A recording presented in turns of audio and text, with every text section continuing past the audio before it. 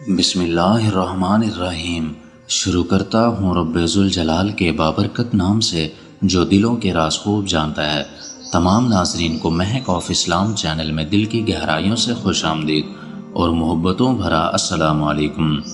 تمام ناظرین، آج کا ہمارا موضوع واقعہ کربلا کے متعلق غلط نظریات ہیں۔ حق اور باطل میں مارکاری اس وقت سے ہو رہی ہے جب سے انسان کا وجود قائم ہوا۔ آدم علیہ السلام اور شیطان کی یہ جنگ ازل سے جاری ہے اور رہتی دنیا تک جاری رہے گی۔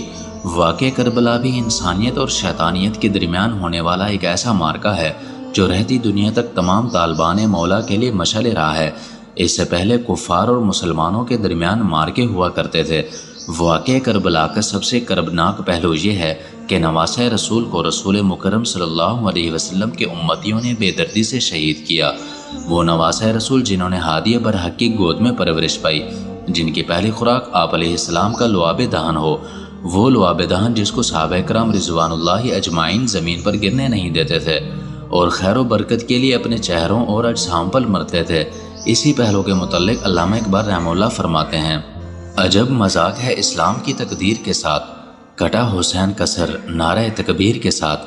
واقع کربلا کے بعد امانت اور خیانت، وفا اور جفا، ہار اور جیت، حق اور باطل، خیر اور شر کے اصل مفہوم سے دو عالم روشناس ہوئے، اور حضرت امام حسین نے اپنے کردار اور عمل سے ہمت اور جرت، استقامت، ایثار، قربانی کی داستان رقم کی، جبکہ یزیدیوں نے عملاً بتا دیا کہ جب دنیا کی محبت دل کو سیاہ کر دیتی ہے تو انسان میں انسانیت کے تمام اوصاف دم توڑ جاتے ہیں، پھر نہ محسنوں کا احسان یاد رہتا ہے اور نہ اللہ کا پیغام۔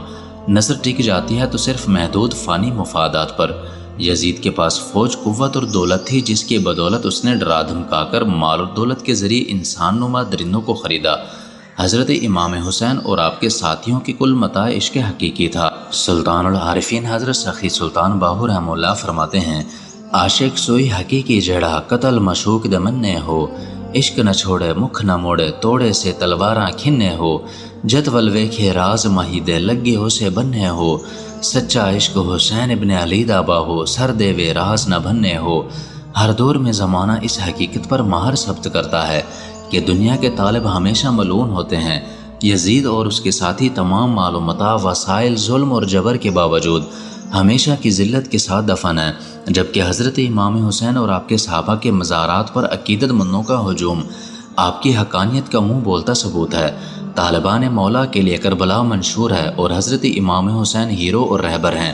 بہت سے کورے چشم، بے بصیرت اور بد باطن حضرات کربلا کی اثر روح کو سمجھنے کی بجائے اپنی علمی قابلیت کے زام میں حضرت امام حسین اور آپ کے برگزیدہ اور اعلیٰ اوصاف اور کردار کے حامل اصحاب پر بہت سے اعتراضات کی بوچھاڑ کرتے رہتے ہیں اور یزید کو جنتی اور ہر گناہ سے مبرہ ثابت کرنے میں کوئی کسر نہیں اٹھاتے۔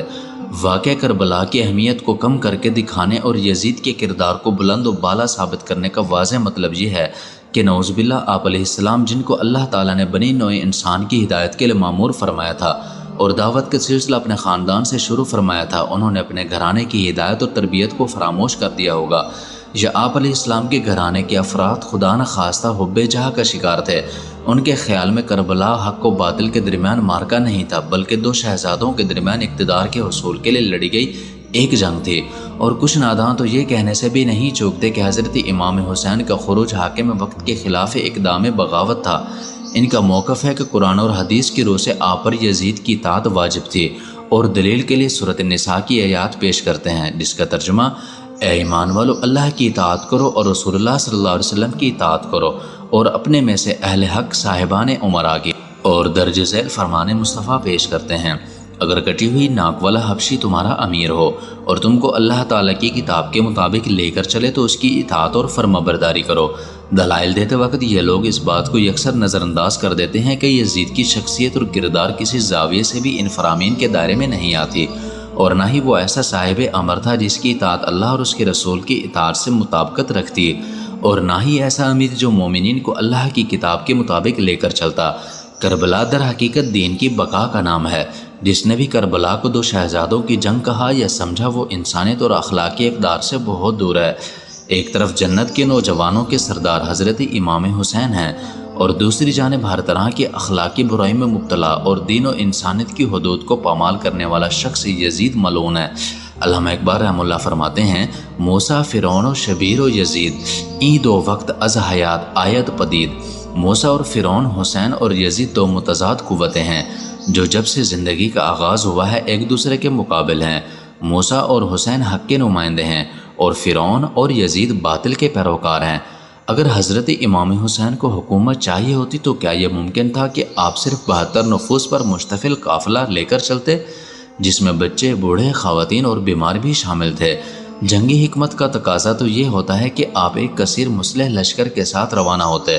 بالفرض اہل کوفہ کے خطوط اور ساتھ دینے کے وعدے پر اگر آپ ایک چھوٹے سے قافلے کے ساتھ روانہ ہوئے ہوتے تو اہل کوفہ کی دغابازی دیکھ کر آپ بھی کوئی سیاسی دو استعمال کرتے، یزید سے کوئی معاملہ طے کر لیتے یا وقتی بیعت کر کے بعد میں اپنی بات سے پلٹ جاتے۔ لیکن آپ نے ایسا کچھ بھی نہیں کیا، کیونکہ آپ حکومت حاصل کرنے کے لیے گھر بار، دنیا کی راحت اور آرام چھوڑ کر نہیں چلے تھے، بلکہ آپ کو تو اپنے نانا جان کے لگائے ہوئے پودے کو اپنے خون سے سینچنا تھا۔ صداقت شعاری اسلام پرستی کے جھنڈے دنیا میں گاڑنے تھے، حق و باطل میں تمیز کا اعلان کرنا تھا، اور اس عہد کو نبھانا مقصود تھا جو آپ روز ازل کر کے آئے تھے۔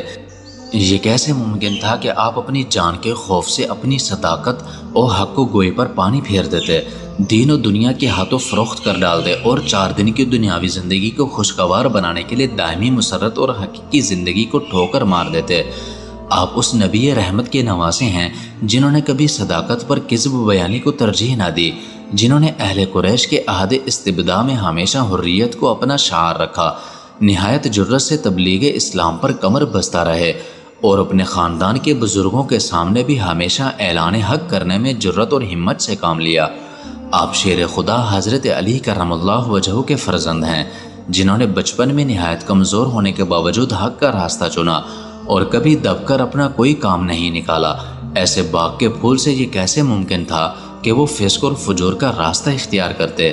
آپ کو تو بچپن سے ہی معلوم تھا کہ آپ کو کربلا میں شہید ہونا ہے۔ کوفہ روانگی سے قبل آپ نے یہ اعلان فرمایا تھا، جو شخص راہ خدا میں جان قربان کرنا چاہے اور موت کا مشتاق اور لقاء الہی کا طالب ہو وہ میرے ساتھ چلے۔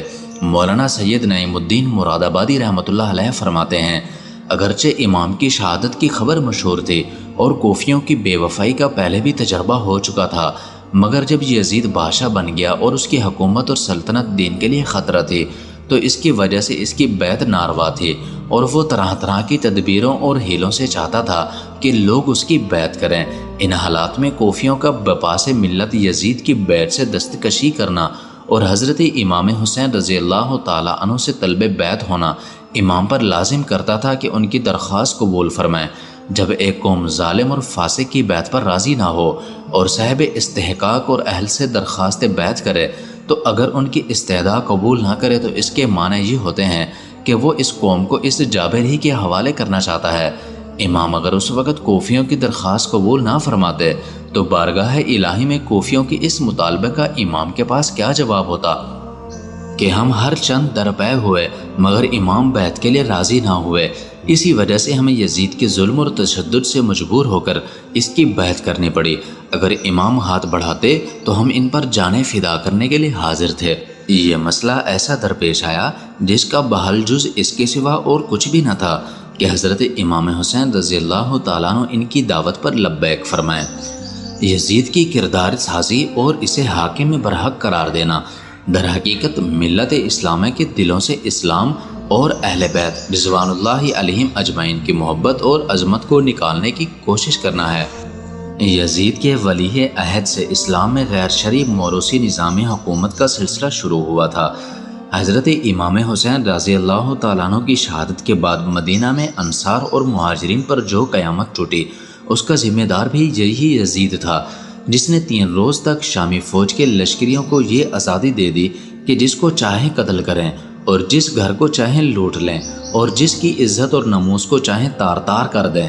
کیا یہ کسی کے علم میں نہیں ہے کہ یزید ہی کے حکم سے مسجد نبوی کی حرمت پامال کی گئی، وہ بقائے پاک جہاں جبرائیل امین علیہ السلام اترتے تھے اور جس کے ایک حصے کو جنت کی کیاریاں یعنی ریاض الجنہ کہا گیا ہے، وہاں گھوڑے باندھے گئے ہیں۔